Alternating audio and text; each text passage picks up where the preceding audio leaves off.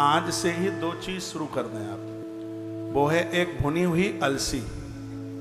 ये तो तुम्हारे डायबिटीज को नहीं बढ़ने देगी।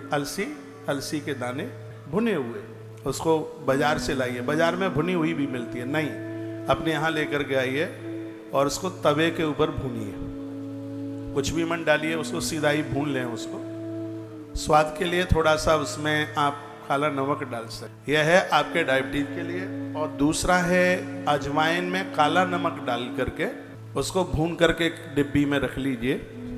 मैं छोटे बच्चों से लेके बूढ़ों तक कहूँगा, रात्रि को आधी चम्मच की फंकी लगा करके और गर्म पानी पी लीजिए। सुबह पेट खाली होगा, रात्रि को आराम से आप सो जाएंगे, माथे में दर्द नहीं होगा, पेट में गैस नहीं बनेगी और यह है ऐसी अनिद्रा समाप्त हो जाएगी। जिनको नींद की बीमारी है, जो रात को नींद आती नहीं है, इसमें आपको अजवाइन और काला नमक बहुत बड़ा फायदा यह करेगा। तो अपना स्वास्थ्य का ध्यान रखते हुए भोर में थोड़ा जल्दी जागने की कोशिश की। 9 बजे सो जाते हैं, उनका जीवन है डायमंड, हीरा। 9 बजे।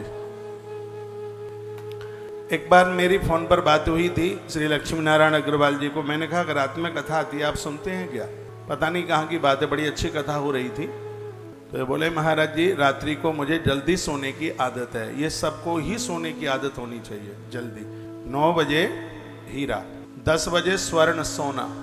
9 बजे सो जाते हैं तो आपकी जिंदगी गोल्ड, हीरा। ये मैं कोई हंसाने के लिए बात नहीं कर रहा हूँ, आयुर्वेद कहता है 9 बजे आप सो जाते हैं, आपका जीवन डायमंड हीरा बन जाएगा। 10 बजे आप सो जाते हैं तो आपका जीवन स्वर्णिम सोना बन जाएगा।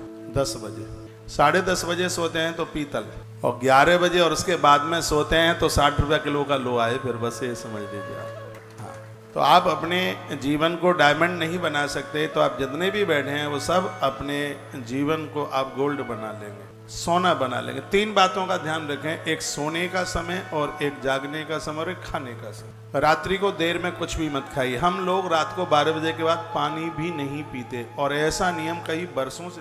12 बजा है, जल भी मुंह में जाएगा नहीं, बिल्कुल भी, चाहे दम निकल जाए, नियम तो नियम है। रात्रि को देर रात्रि में जो खाया जाता है उससे पेट फूलता है, गैस बनती है, और ये स्वास्थ्य के लिए बिल्कुल भी ठीक नहीं है। 365 दिन भोर में गर्म पानी पीजिए, दोपहर को छाछ लीजिए, शाम को 1 गिलास दूध। आज मैं कुछ पुस्तकें पढ़ रहा था जिसमें घुटनों में दर्द है, वो सिर्फ चाय से नहीं, वो दूध से भी हो रहा है।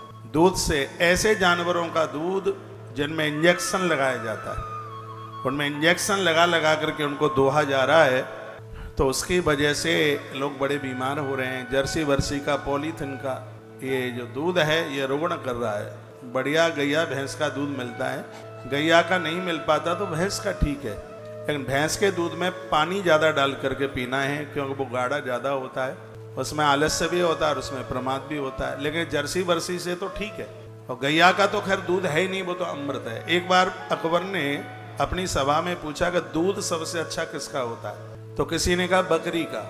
राजस्थान के लोग रहे होंगे, उन्होंने कहा ऊँटनी का, किसी ने कहा शेरनी का दूध बढ़िया है। तब बीरबल खड़े हुए, उन्होंने कहा कि दूध तो गौ माता का ही बढ़िया है, गैया का दूध बढ़िया है। बादशाह अकबर ने कहा नहीं, दूध भैंस का ठीक है, वो गाढ़ा होता है, उस पर मलाई पड़ती है। सुनिए, इधर का मोहल्ला बहुत बातें करता है, इधर आगे वाला मोहल्ला है सेक्टर 2A। बीरबल ने कहा नहीं, दूध गैया का बढ़िया है। तब अकबर ने कहा सुनो, मैं दूध की बात कर रहा हूं, अमृत की बात नहीं कर रहा। गैया जो देती है वो दूध नहीं, वो तो अमृत देती है, गैया का तो अमृत है। आपके आसपास गौसदन है, गौशालाएं, ऐसे गौशालाएं स्वावलंबी बनेंगी, अपने पांव पर खड़ी होंगी, और आपको भी कोई ठीक से बढ़िया सी चीज मिलेगी। यह स्वास्थ्य के लिए बहुत ज्यादा ठीक है, बहुत ज्यादा